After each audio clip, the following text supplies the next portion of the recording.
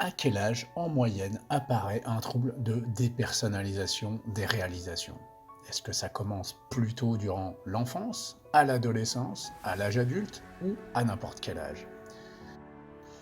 Bonjour à tous et bienvenue dans ce nouvel épisode. Ici Régis de Reprendre du terrain et je suis là pour vous aider à comprendre ce qu'est la dépersonnalisation. Et bien entendu, si vous avez besoin d'aide au-delà des épisodes, n'hésitez pas à me contacter pour solliciter un accompagnement personnalisé. L'idée étant bien sûr de vous aider à vous libérer le plus rapidement possible de vos symptômes. Tous les liens utiles sont dans la description en dessous. Dans tous les cas, n'hésitez pas à cliquer sur s'abonner pour être tenu informé de la sortie de chaque nouvel épisode. Et si le cœur vous en dit, n'hésitez pas non plus à liker et à partager. Alors aujourd'hui, nous allons nous demander s'il existe un âge moyen d'apparition du trouble de dépersonnalisation des réalisations. Alors pour aller droit au but, selon les études, le trouble de dépersonnalisation apparaît généralement durant l'adolescence ou au début de l'âge adulte. La majorité des personnes affirmant que ça a commencé entre 15 et 19 ans, 16 ans étant l'âge moyen. Cela dit, ce n'est qu'une moyenne. En effet, le trouble de dépersonnalisation peut aussi apparaître plus tôt, pendant l'enfance, voire même la petite enfance. Les études parlent d'environ 6% des cas, en l'occurrence pour des enfants âgés entre 4 et 10 ans. Alors ces chiffres sont à prendre avec des pincettes, car ils peuvent faire l'objet de critiques du fait d'éventuelles distorsions de mémoire ou de faux souvenirs de la part des personnes concernées. Mais ce qu'il faut retenir, c'est que même si cela ne représente pas la majorité des cas, il est avéré qu'il y a de véritables cas de dépersonnalisation durant l'enfance. De même, il n'est pas impossible de voir la dépersonnalisation apparaître après l'adolescence, à l'âge adulte, mais son apparition après 25 ans devient de plus en plus rare.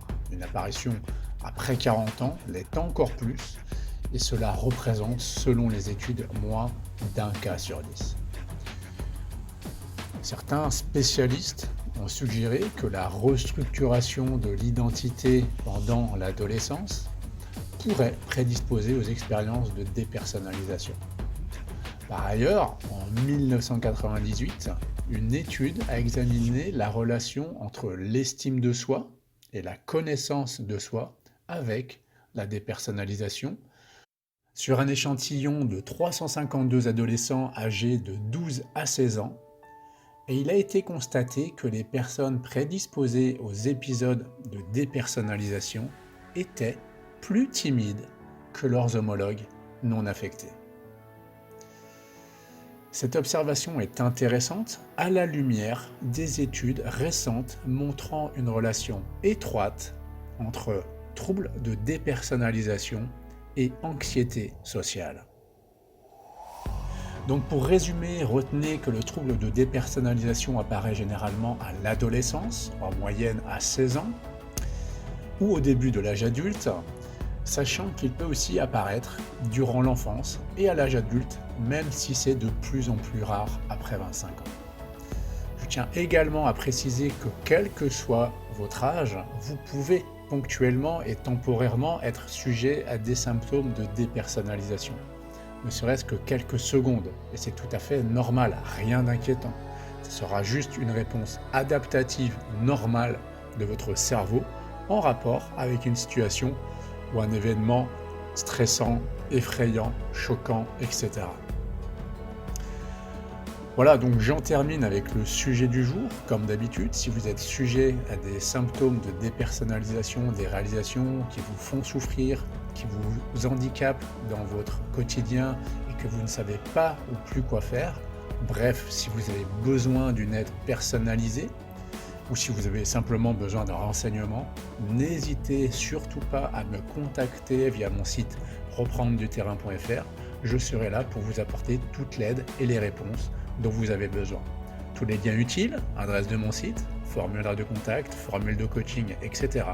sont dans la description en dessous.